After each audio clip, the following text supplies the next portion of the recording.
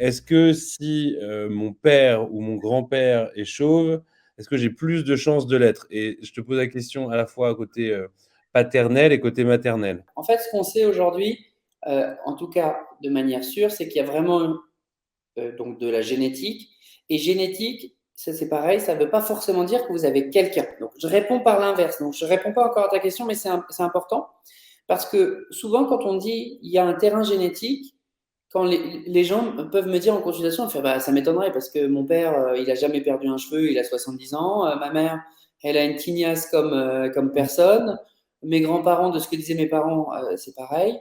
Et pour autant, la personne qui est avec moi en consultation a quand même un terrain génétique puisque sinon il ne perdrait pas ses cheveux.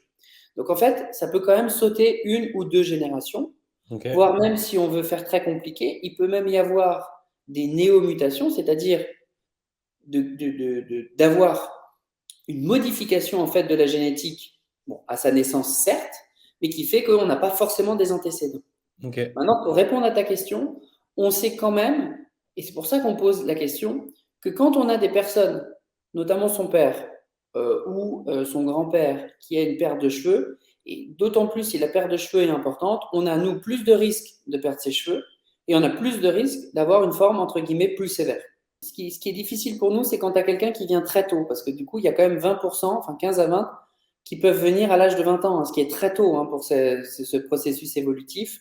Plus la maladie commence tôt, plus quand même les antécédents sont importants, Ok.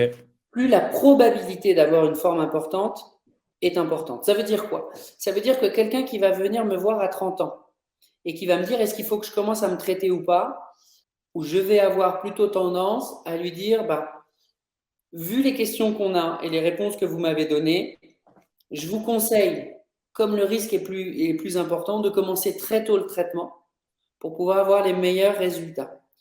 Quelqu'un qui n'a pas d'antécédents dans la famille, qui vient consulter à 40-45 ans, on a le temps de voir venir, on peut se poser la question.